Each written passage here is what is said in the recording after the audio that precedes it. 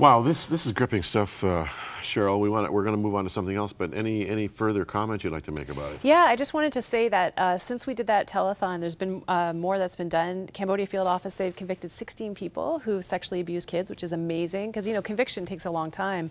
6 establishments have been closed, and then last year they rescued 37 women and girls, 3 were minors underage. So it's amazing work that, you know, the partners here are funding. And I honestly, I have to say that I don't think there's anything closer to the heart of God than little girls who are being raped and abused for the pleasure of men. And there's just nothing that you can send your money to that is more significant than that in my mind. And so I'm just so grateful for the way that people responded, and look at the amazing fruit. Yeah, absolutely. And friends, a lot of you gave, and you were so generous, and we just want to thank you for that. And as we always do, we want to bring reports. I mean, we do a missions appeal, and we feel very, very responsible and accountable to you, and that's why we bring these updates. Now, we have a website, and you can just log on crossroads.ca/missions. I'm having a hard time seeing it because my eyes are. I came on a red eye last night from Calgary. But you can keep updated with our missions programs and our projects. And we have ongoing investigation, you know, as to what next. And then, of course, as you know, we often respond to an immediate disaster that blindsides everybody. But we want you to know we really feel that partnership with you. Now, we're going to shift gears here because you were on a recent adventure. I was, and you know what? It's a lot of this work that I've done, you know, with sexually trafficked kids that has really impassioned me to the point that when I was asked to join 46 other women from around the world to climb Africa's tallest mountain on behalf of sexually trafficked women and children, I was like, yes. It didn't even take me a second. I was like, yes, I'll do it. This is kind of like a climathon? I guess so. I guess you could say that. I mean, the idea is that what these women and children face is a mountain. To get out of the sex trade, to get out of that life, and what they suffer is like a mountain. And so we were climbing it. It's almost like an act of prayer in a way on their behalf to say, you know, the peak of Kilimanjaro is called Uhuru, which means freedom. So we were climbing to Freedom's Peak on their behalf, for their freedom. So yeah, it was a fundraiser, it was an awareness raiser, and it was a personal journey, I think, as well for each one of us. Oh, you got a little bit of footage here for us. Let's take a look. So this is the mountain. It's 19,340 feet. Wow. It was a 6-day journey, 5 days up, a day and a half down. So it was very beautiful. Here are the amazing 47 women from all over the world, Jim. So I mean, this is, you know, Cambodia, Kosovo, Russia, South Africa, just amazing. And all of them just blew me away by their incredible hearts again for this issue and wanting to make a difference in the world. I think every one of them is exceptional. So it was, you know, an average of 6 to 7 hours of walking a day uphill. Some were not that steep, as you can see, but just constantly uphill. And, you know, the biggest challenge with Kilimanjaro is altitude sickness. It's just last week, 2 people died on the mountain from altitude sickness. So it's dangerous. They say it's one of the most dangerous things you'll ever do. I suffered from it from day 2 till pretty much the day out, 24 hours after I got back. Just nauseous, dizzy, headache, weakness. It's challenging. So, you know, I say that the feeling of climbing this mountain was like having the flu, the worst flu of your life, while doing the biggest athletic thing you've ever tried to do while you can't breathe. So it's incredibly challenging, but beautiful. I mean, just look at the scenery as well. This early morning, the stars were just like nothing I've ever seen in my life, the southern sky. So I felt very blessed. One of my favorite moments was our porters and guides sang to us the Kilimanjaro song, which is famous and helps you get up the mountain, actually.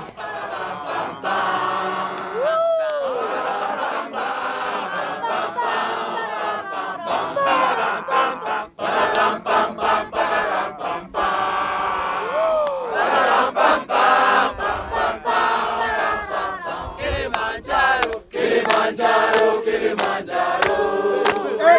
Kilimanjaro,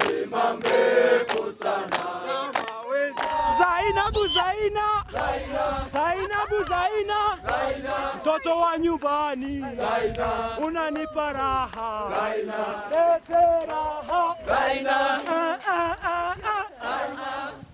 So that was just an incredible moment. You know the joy of Africans, but being in the clouds and just singing this Kilimanjaro song and dancing like kids, it was amazing.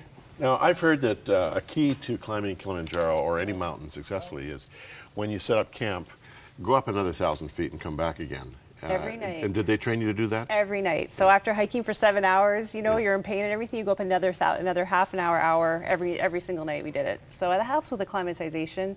And this is actually a desert between one mountain and another. We walked back. This is the day before we summited. And it's crazy what they have you do. This day's 7 hours, so it's not so bad. It's an alpine desert, but you have no breath, so you're still exhausted. But then you go up at midnight. So you try to grab a couple hours sleep, but we didn't sleep, of course. No. And you climb all night long to get up to the top. So it was 9 hours actually for us to get to the summit, which was crazy. Now, when you're climbing, there you are at the top. I made it. I did make it. Wow. Did you feel a sense of accomplishment? There's Denise. Denise Lottie. Denise Lottie is our camera person. She took all that footage, thankfully. Did I feel a sense of accomplishment? Are you kidding?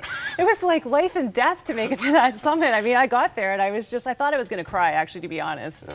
But one of the really cool things about it is that there was a lot of suffering. And like in the middle of the night when we were climbing, you could see there's glaciers, it's freezing cold.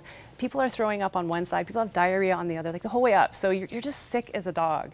And we all felt such an identification with the women who were suffering, you know, that this is just a little piece that we carry of what these women suffer and these kids suffer every day through abuse and sexual violation and torture.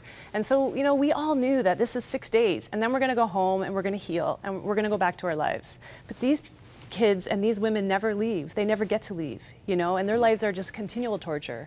So I think in a way it was prayer. And it was identification with the people that we say that we want to be a voice for. So it made it very meaningful, and lots of people had things that they carried up to the summit that would be meaningful as well. Like one woman that I interviewed, she'd been raped a year and a half ago in South Africa. As you know, probably 3 out of 4 women in South Africa have been raped. But God did this incredible work in her life, and she is like completely whole with no ill effects at all. And she's been ministering to other women who can't break out of the cycle of just total devastation. And she brought up shells with the name of all the women that she's been trying to minister to that have been raped, that haven't been able to heal. And she brought them up to Aruhu, freedom, and put the shells there as an act of prayer that God would do the same thing in them that he's done in her. So we just had, I don't know, these women that I climbed with were so phenomenal and so amazing. What was I mean, this was a multifaceted, comprehensive experience for sure. What was the #1 impact on you personally? What really impressed you more than anything else? You know what? I think I have a picture of Kilimanjaro in my office on the wall. And I think a lot of people would do that to say, like, I can do so much more than I thought I could. I can climb a mountain. But the truth was, I got so sick on the end of day 2, morning of day 3, that I couldn't even walk. I couldn't even stand up straight, and I didn't know how I was going to make it. And from that point on, it was believing God for every single step, every single breath. And you know, the Bible says that we're supposed to be totally dependent on God for our lives. But we don't, especially in North America, we don't live that way. We've got health care, we've got money, or at least some, you know, like we can feed ourselves. And in that experience, that mountain, and we kind of hated it a little bit afterwards, stripped everything from us. Our dignity, there was no bathrooms, our cleanliness, our pain, our health, everything. And it was literally having to depend on God for every single step. Yeah. And that's what I take away. I look at that in my office and I say, God, you got me up that mountain. You're going to get me through anything I face in this life. Cheryl Weber, you're a trooper. Great report on Cambodia, and I'm glad you got back from Kilimanjaro. Thank you. Thanks for coming our way. Thanks. Back with more right after this, friends.